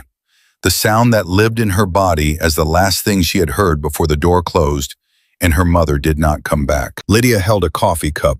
Her fingers were trembling slightly. Ellie saw it because she had spent a lifetime noticing the details other people were too comfortable to bother with. "You're the cleaning woman," Lydia said. Her voice was controlled and cold and fractured underneath both. The specific combination of a person who has prepared what they intended to say and is discovering that the prepared version no longer fits the situation. Ellie looked at her, at the heels, at the trembling hand, at the eyes that were the same green as Daisy's, and completely missing the particular stillness that Daisy had found in the last 6 weeks. "And you're the mother who left," Ellie said. Lydia blinked fast, as if struck, but she didn't step back. "You know nothing about me." "I know Daisy panics at the sound of high heels on marble," Ellie said quietly. "I know she draws 3 people but never 4. I know she remembers your favorite color, but not your voice." Lydia set her coffee down on the reception desk. Her hands shook harder. "Do you think I wanted to leave?" she said, and the coldness cracked, just along one edge, like the first line in ice before it goes. "I sat with her every day for 2 years, every single day. I sang to her, I held her, I tried everything, and she looked straight through me like I wasn't there. like I was made of the same glass as the windows. She stopped. Do you know what it feels like to be erased by the child you gave birth to?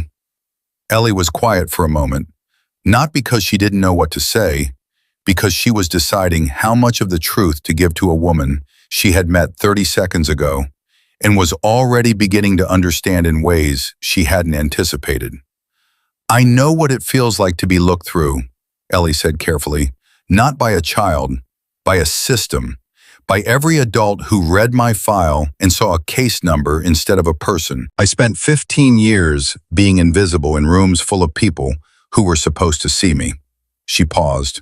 So yes, I know what that feels like. Lydia stared at her. But I didn't leave, Ellie said. Not accusing, simply true. I left because she didn't need me, Lydia said, and her voice was smaller now, stripped of the expensive lawyers and the emergency petition and the 31 months of distance. Just a woman standing in a lobby saying the things she had been saying to herself in the dark for nearly 3 years. She never looked at me, never once. I felt rejected by my own daughter, and I was not strong enough to survive that every day. The lobby was empty. Morning light lay across the marble between them. 2 women carrying wounds in completely different directions. She does need you, Ellie said at last. She kept your favorite color for 684 days of silence. She didn't erase you. She was waiting for you to come back as someone she could reach. She looked at Lydia directly. You left because you couldn't survive the silence. But Daisy has been surviving it her entire life. She needed you to learn how to sit inside it with her. Not fix it, just sit in it. Lydia looked down at her heels, the heels Daisy feared, the last sound her daughter had heard before the world changed. How long can you wait, she asked, barely above a whisper, for a child like her? As long as it takes, Ellie said. I waited 22 years for a family. I know how to wait. Lydia lifted her head. Her eyes were red and dry simultaneously, the eyes of someone who has been holding tears back for so long the mechanism has become structural. She looked at Ellie for a long moment. Then she said, in a voice threaded with surrender and something that might have been relief and something that was definitely grief. Take care of her, better than I did. She turned and walked away, the sharp heels fading across the marble until the lobby doors swallowed the sound and the silence came back as if she had never been there. That night, Ellie told Cole everything. He stood in the penthouse kitchen and listened with his jaw tight and his eyes shadowed. And when she finished, he said, she walked away from a custody petition to talk to you in the lobby and then left. She didn't leave the petition, Ellie said. We still have court in 8 days. Then why are you defending her? I'm not defending her, Ellie said. I understand her. There is a difference. She looked at him steadily. You left too, Cole. Not the building, but you left. Every night into that sealed room with Victor. Every phone call in a language nobody else understood. Every meeting that happened 1 floor below the place where your daughter was rocking in a corner. You left while staying in the same address. The only difference between you and Lydia is that you were still there when I sat down on the floor. He didn't answer, not because he was angry, because she was right, and he had spent enough years in rooms where being right meant something to recognize it immediately when it arrived. The courtroom 8 days later smelled of old wood and the specific anxiety of people who have come to argue over something that cannot actually be argued over, only decided, and must live with the decision afterward, regardless of how it lands.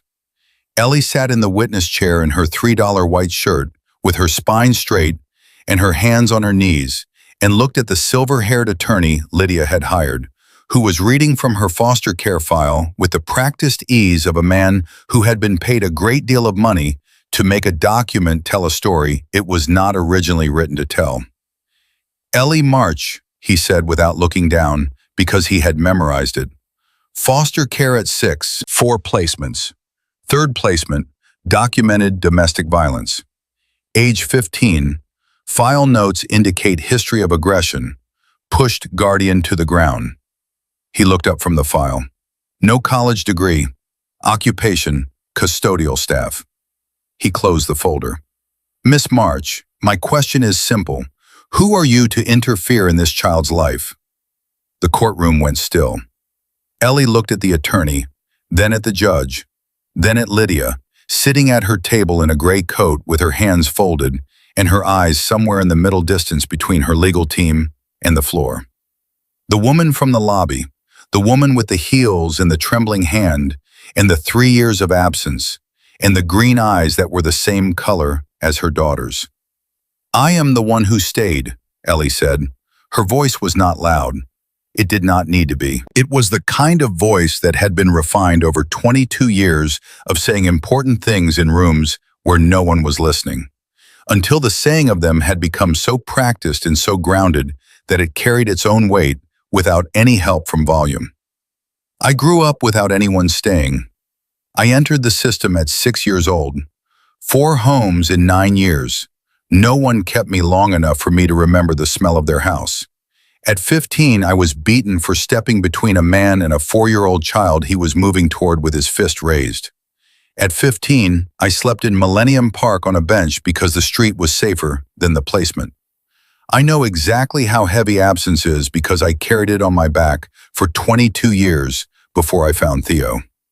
She looked at Lydia, directly, without anger. You love your daughter. I believe that. I saw it in your eyes in the lobby. But when love leaves, she paused. Let the pause hold exactly as long as it needed to. The child remembers the leaving. Lydia did not look up. She stared at her own hands. Ellie turned back to the judge.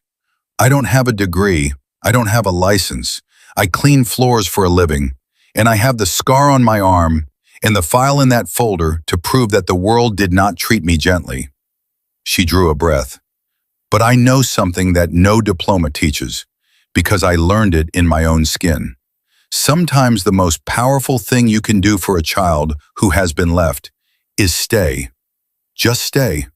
Every day, every session, every morning, stay. Cole's attorney stood and presented documents with the methodical precision of someone who has prepared for exactly this. Legal guardianship papers for Theo March, signed and filed and valid. Criminal record, none. The notation of violence at 15, self-defense in defense of a minor, police report confirming no charges filed. Progress reports for Daisy Hargrove, covering 6 weeks of sessions with documented improvements in communication, voluntary eating, voluntary social interaction, and the introduction of new colors into her drawings after nearly 2 years of blue-only expression. The judge read each page with an expression that revealed nothing. The courtroom was very quiet. Then Theo stood up. He was 9 years old. His glasses were slightly crooked. He walked with his limp to the front of the gallery, and the judge looked down at him with the particular careful attention judges give to children who have decided to speak without being asked. What would you like to say, son? Theo pushed his glasses up, swallowed, and then did the only thing he knew how to do when the truth needed to be told in a room full of adults who were arguing about it instead of feeling it. He told a story. There was a princess, he said, in the quiet, steady voice he used for real things, who lived in a tower made of glass. She could see everyone outside, but no one could see her, because glass is clear, but it's still a wall.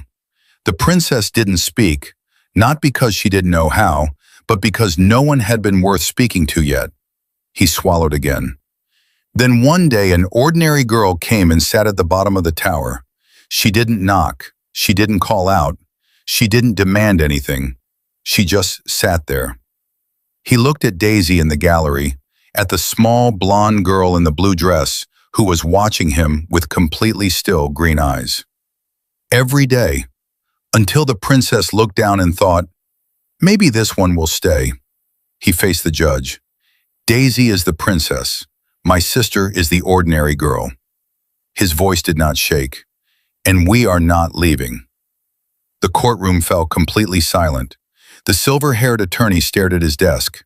Lydia bowed her head over her folded hands. In the gallery, Daisy reached out and touched the empty space beside her, where Theo had been sitting, pressing her small palm flat against the bench. saving it for him. The judge was quiet for a long time. He looked at the files, at Daisy, at Theo limping back to his seat, at Ellie in the witness chair, at Cole at his table with his jaw set and his eyes only on his daughter, at Lydia with her head still bowed. Then he ruled. Daisy Hargrove would remain with her father. Lydia Voss would receive supervised visitation upon completion of a psychological evaluation. Ellie March would continue in her supportive role with professional oversight and the consent of the father. The gavel struck. Sound returned to the room in a rush. Cameras clicked. Voices rose. Cole turned in his chair and looked at Daisy in the gallery, and Daisy looked back at him and said, in a voice small and clear and steady, the voice of a child who had been silent for 684 days and was now choosing each word with the full weight of what she had kept safe inside that silence. "Stay, Daddy." Blue. Cole's throat moved. His jaw was tight. His eyes were very bright. He looked at his daughter and said the only word that mattered, and said it the way a man says a thing he intends to spend the rest of his life keeping. Always. The video of Cole's statement had been live for 6 hours when something unexpected happened. Not the press turning, not the public comments, though those were already running in the thousands. What happened was that a woman named Sandra Okafor, who ran a non-profit resource center for foster youth on the South Side, watched the statement on her phone on her lunch break and called the number for Hargrove Consolidated's main line and asked specifically to speak to the cleaning woman. Ellie took the call in the penthouse kitchen while Theo and Daisy were in the art room down the hall, and Cole was on the phone with Kowalski reviewing the court ruling. Sandra Okafor had a voice like warm brick, solid and direct and full of intention. "I've been working with foster kids in this city for 11 years, she said, and I have never in 11 years heard anyone in a position of any power say out loud what he said today about the foster system." A pause. "He was saying it about you, but he was describing every child I have ever worked with." Ellie leaned against the counter. "I know. There are kids in my program right now who are exactly where you were at 15. They have the same files, the same notations, history of aggression, difficult placement, the file language that doesn't say what actually happened." Sandra's voice was steady and urgent at once. "What you have, what you did with that little girl, that's not a method. That's not a protocol. It's something you know from the inside. And there are children in this city right now who need someone who knows it from the inside." She paused again. "I want to talk to you about building something." Ellie was quiet for a moment. She thought about the old building on the Lower East Side that she had passed twice in the last week on her way to the penthouse. The one with the arched windows and the red brick, and the abandoned manufacturing sign that had been faded to near illegibility by Chicago winters. She had stopped in front of it both times without entirely understanding why. "I've been thinking about that too," she said. That evening, after Daisy was in bed with the blue crayon still in her hand, and Theo was asleep on the beanbag chair he had claimed as his permanent territory 3 weeks ago, Ellie stood on the penthouse balcony with a cup of coffee gone cold and looked out at the city. Cole came out and stood beside her and handed her a fresh cup without asking. Neither of them spoke for a moment. "Sandra Okafor called me today," Ellie said. Cole nodded. "I know. I had her number pulled when the call came in." At Ellie's look, he said, "Old habit, I'm working on it." "She wants to build something, a center, 2 wings." Ellie turned the cup in her hands. "One for kids like Daisy, one for kids like me." She paused. "Kids the world misunderstands and kids the world abandons. I keep thinking they should be able to see each other.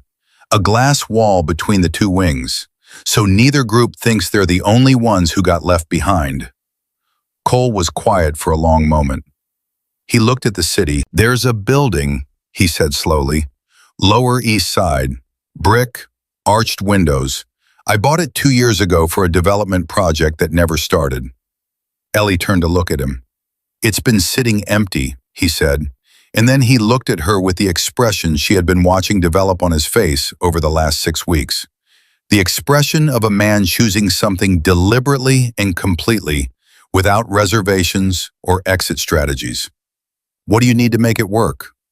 Ellie looked out at Chicago glittering below them, the city where she had once slept on a bench with nothing, the city where she had mopped floors for 14 months in a building with this man's name on the plaque. The city now spread out beneath her like something she had somehow, improbably, against every reasonable expectation, earned the right to call her own. A round table, she said, small, 4 chairs, she paused, and someone who knows how to sit on the floor. Cole looked at her. Then he did something she had seen him do only once before, briefly and startled at a 9-year-old's comment about getting very wet. He smiled, real and unguarded and completely without calculation. The smile of a man who has finally stopped managing the distance between himself and the thing he loves and is standing directly inside it. "I can do that," he said. They found the building on a Tuesday morning, and Cole bought it before noon and said nothing about the price because the price was not the point and had not been the point for a long time now. Ellie walked through it twice, room by room, without speaking, and Cole walked behind her and watched her face because her face told him everything the building needed to become. She stopped in the center of what had been the main floor. She stood there with her arms at her sides and her eyes moving across the arched windows and the high ceilings and the brick walls that had been holding themselves together through 15 Chicago winters without anyone bothering to ask them how they were doing. She said, 2 wings, right side for kids like Daisy, left side for kids like me. She paused. Glass wall between them, so they can see each other, so neither group thinks they're the only ones who got forgotten. Cole said, done. Just that, done. The way he said things when a decision had already been made inside him, and the words were only the formality. Construction took 4 weeks. Every afternoon after Daisy's nap, all 4 of them went to the building and worked, which in practice meant that Cole operated a paint roller with a level of incompetence that genuinely alarmed the contractors. Ellie designed and directed and occasionally had to physically redirect Cole's brushstrokes. Theo painted stars across the ceiling of the storytelling room, standing on a low chair with a yellow brush and the focused intensity of someone who understood that stars are permanent promises. And Daisy used her hands, not brushes, her hands, pressing her small palms flat against the walls and leaving handprints in blue, then yellow, then orange, then red, overlapping and uneven and completely her own, covering the left wing's walls from floor to the highest point she could reach on her tiptoes. Nobody told her to stay inside the lines. There were no lines. That was the point. On the 3rd week, Cole stood back and looked at his section of wall, and then looked at Daisy's handprints, and then looked at Theo's ceiling full of yellow stars and said, with the specific dignity of a man defending a position he knows is indefensible, "Mine is abstract." Theo turned on his low chair, pushed his glasses up and said, "Yours is a disaster, Mr. Cole." Daisy laughed. It was not a large laugh. It was small and sudden and surprised even her, the way a laugh does when it escapes before the person producing it has decided whether they intended to laugh.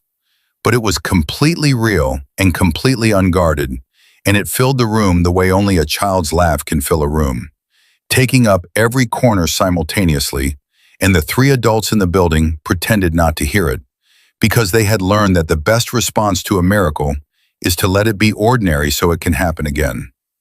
Cole looked at the wall. His throat moved. He picked up the brush and kept going.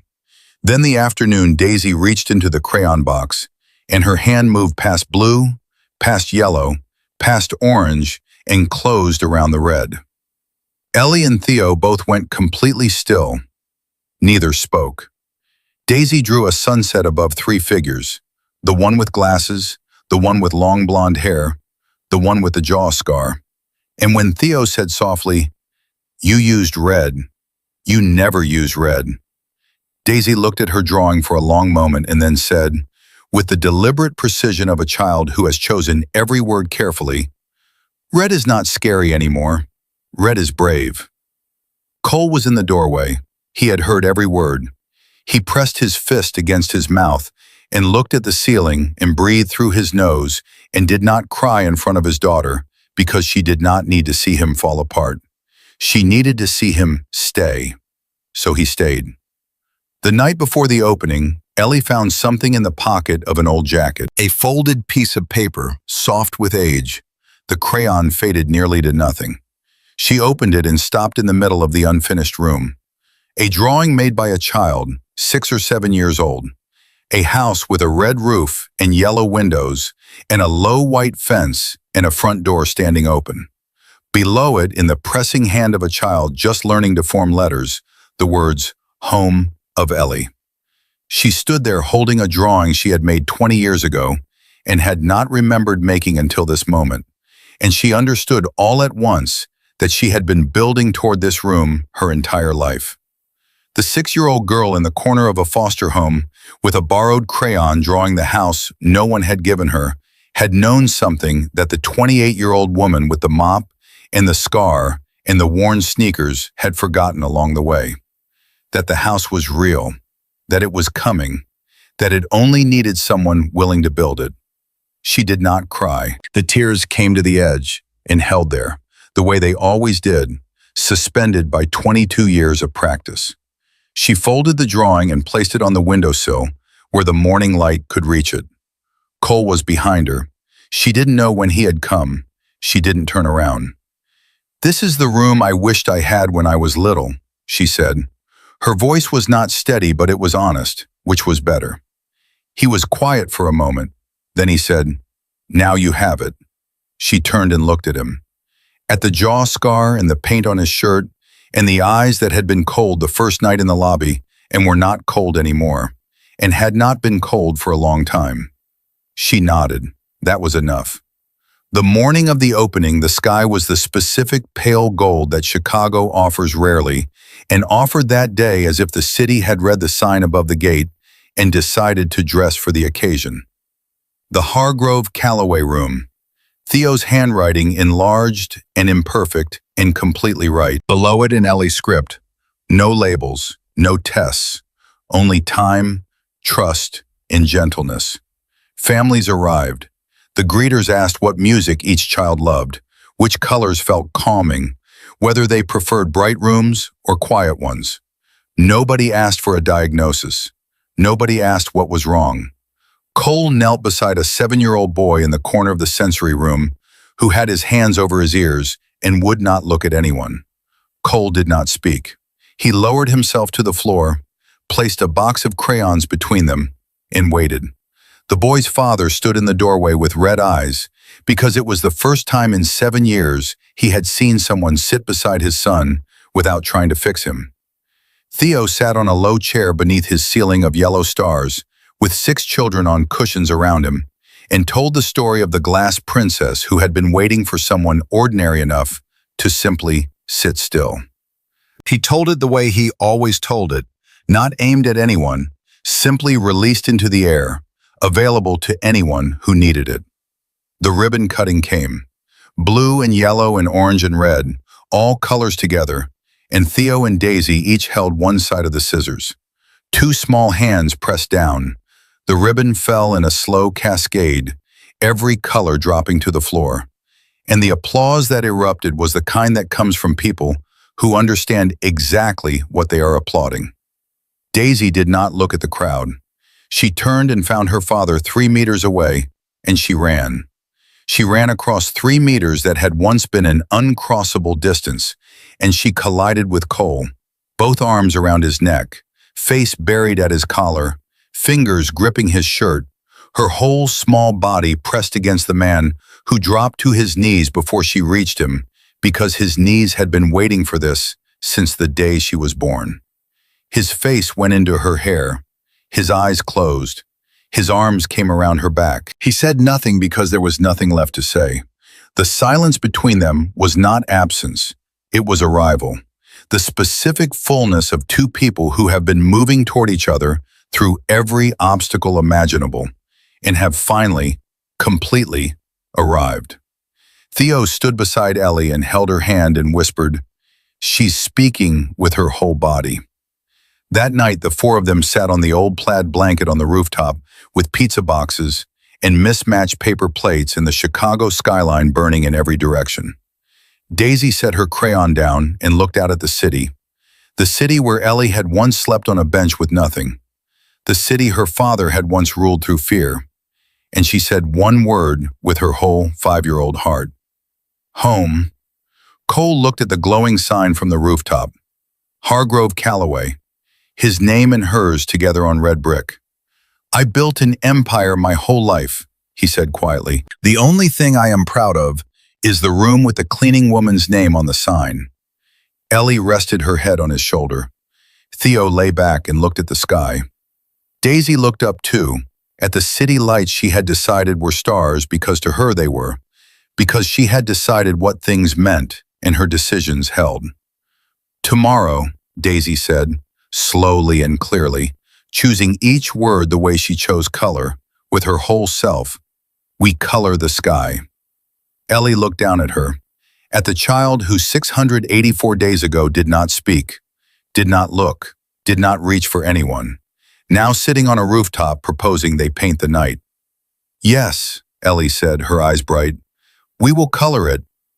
4 people, not one shared bloodline among them, not one easy road behind them, together on a blanket above a city that had tried, in its various ways, to break every one of them, and none of them broken.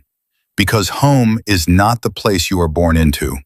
Home is not the place where nothing hurts. Home is the place where someone looks at you, all of you, the file and the scar and the silence and the fear, and says without flinching, "I am not going anywhere," and means it. Every single day means it.